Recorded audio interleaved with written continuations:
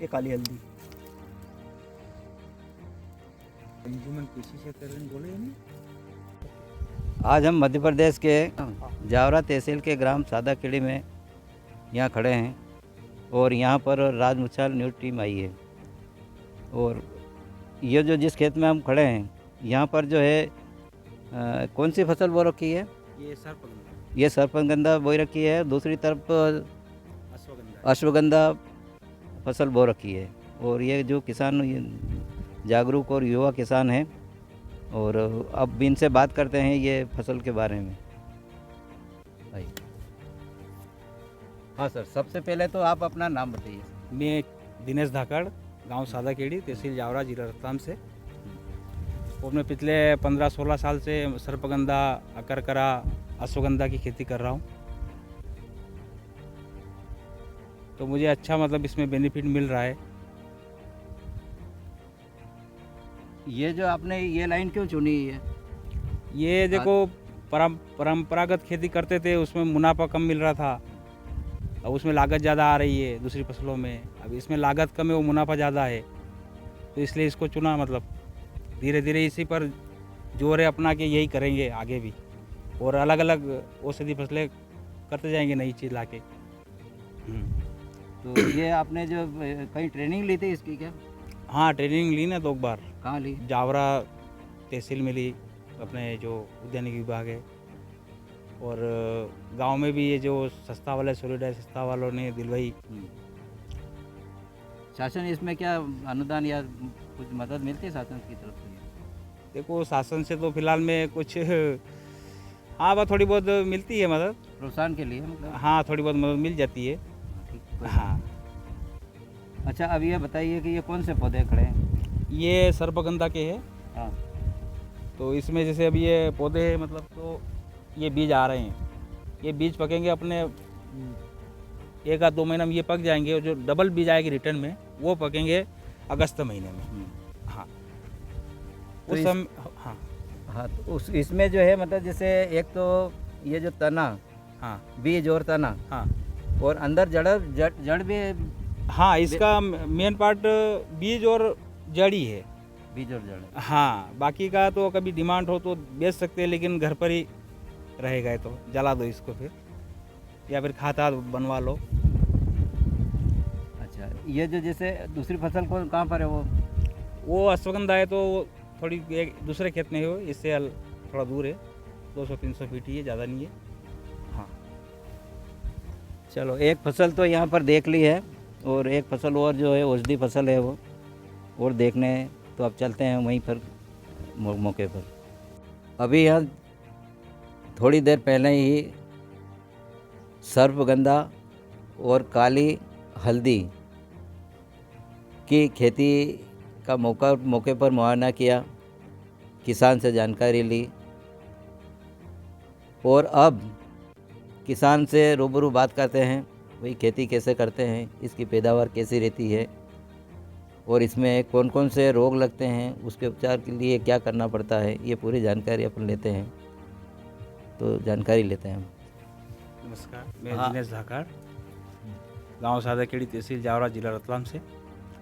मैं पिछले 15-16 साल से सर्पगंधा की खेती कर रहा हूं, और इसके साथ साथ काली हल्दी, अकरकरा, अश्वगंधा, सफ़ेद मछली, इन चीज़ों की खेती करता हूं। तो आपकी रुचि ये औषधि खेती में कैसे आई, मतलब क्यों परिवर्तन हुआ है? परिवर्तन हुआ जैसे कि इन चीज़ों में पारंपरिक खेती कर रहे थे, इन चीज़ों में लागत बहुत आ रही थी, बेनिफिट कम मिल रहा था, कॉस्ट ज़्यादा बन रही थी मज़दूरों की, दवाई की। इसलिए इसके बजाय इन्हें इसको चुना अपनों औषधि खेती को। इसमें स्प्रे कम होता है, दवाई कम लगानी पड़ती है, मजदूर भी कम लगाना पड़ता है। मज़दूर भी कम ही लगते हैं, लास्ट में लगते जो लगते हैं वो। अच्छा, ये बताइए कि इसमें जो पौधा रहता है इसमें बेचने लायक कौन कौन सी चीज़ रहती है इस पौधे में? इसमें देखो, एक तो बीज रहता है और मेन जड़, इसकी मेन है जो जड़ है। बाकी बीज तो लगाने में ही जाता है, लेकिन बेचने के लिए जड़ ही परिपक्व रहती है। हाँ। तो 1 बीघे में लगभग कितना बीज लग जाता है? 1 बीघे में अपने यूँ 2 किलो बीज काफ़ी है, अगर अच्छा जन्मेशन वाला हो तो 2 किलो बीज में 1 बीघा आ जाएगा। तो ये फूंक फूंक के ही करते हैं क्या? नहीं, इसको चौपाई विधि से चौपाई। दो बीज लगते हैं 5-5 6 इंच की दूरी पर। अच्छा, हाँ, तो यूँ बीच में कितनी गैप रखते हैं? 1 फीट की। 1 फीट की। हाँ, और पौधे से पौधे की दूरी 4-5 इंच, 4-5 5-6 इंच कर दो। तो ये कितने महीने में या कितने दिन में फसल पक के तैयार हो जाती है? यूँ तो ये 24 महीने की फसल है, लेकिन अपन 18 महीने में इसको बाहर निकाल लेते हैं। 18-24 महीने की फसल है, एक ही जगह रहेगी और इसमें दूसरी एक ही साल कर सकते हैं, दूसरी फसल अपन इसमें कुछ प्याज लगा सकते हैं, लहसुन लगा सकते हैं, या फिर अभी मतलब इसके साथ में और भी फसल अंटर बो- हाँ लगा अंटर सक- बो सकते हैं? हाँ अंटर क्रॉपिंग में कर सकते हैं। अच्छा। हाँ, एक ही साल और कर सकते हैं। अगर मान लो कि अगर दूसरी इसके साथ में दूसरी फसल लगाई हाँ, तो उसमें तो उस फसल में जो रोग लगता है तो उसका असर इस पे भी तो आता होगा। नहीं ज़्यादा है उस पर, वो रोग नहीं, इसमें सिर्फ रोग एक ही आता है जो है मिलीबग का। हाँ, वो क्या होता है? वो एक फफूंद रहती है सफ़ेद। सफ़ेद फफूंद। हाँ, अच्छा। बस उसी का प्रकोप ज़्यादा रहता है इस पर। बाकी कोई चीज़ इसको हानि पहुंचा नहीं सकती, चाहे इल्ली हो या कोई भी हो, माऊ हो, कोई भी हो। तो इसके लिए क्या करते हो आप? मिलीबग के लिए एक तो तुरंत अगर हटाओ तो केमिकल का इस्तेमाल करना पड़ता है, प्रोपेना प्लस साइफर का। बाकी और भी चीज़ें फंगीसाइड वाली जो कंट्रोल कर सकती है। अच्छा। 1 बीघा में कितनी पैदावार हो जाती है? 1 बीघे में जड़ की पैदावार 2.5 से 3 कुंटल समझ लो। हाँ, मिनिमम किस रेट में बिक जाती है? मिनिमम पड़ता लेके चलो तो 60 से 70 हज़ार पर कुंटल। अच्छा। हाँ, बाकी वो बाज़ार के ऊपर डिपेंड करेगा, फिर रेट ऊपर नीचे। हाँ, अच्छा, ये कौन से सीजन में बोते हैं? इसको बारिश के समय 15 जून से लेकर अगस्त तक कहीं किसी भी समय बो सकते हैं। तो साल भर में एक बार फसल बो सकते हैं? हाँ, साल भर में दूसरी फसल एक ही बार ले सकते हैं। बाकी ये तो 18 महीने में ही निकलेगी फिर। अच्छा। हाँ, और किसानों के आप क्या कहना चाहोगे? दूसरे किसान भी हैं, उनको क्या कहना चाहोगे? दूसरे किसानों से यही कहना चाहेंगे कि अगर आपके पास ज़मीन अगर ज़्यादा है, 10 बीघा 12 बीघा, तो 1-2 बीघे की इसकी खेती भी करें साथ में। अगर कम है तो वो ना करें, क्योंकि ये लंबी फसल है, हो सकता है आपको घाटा ही पड़ सकता है।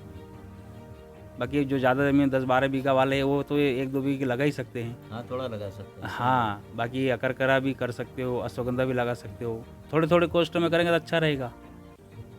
अच्छा, इसको बेचने के लिए कहाँ जाना पड़ता है? बेचने के लिए देखो नीमच मंडी अच्छी है, बाकी कभी हो तो घर से भी बैठ जाए सौदा तो घर से भी दे देते हैं। अच्छा। दोनों ऑप्शन है। दोनों हैं। हाँ, चलो ठीक है, धन्यवाद आपका। धन्यवाद।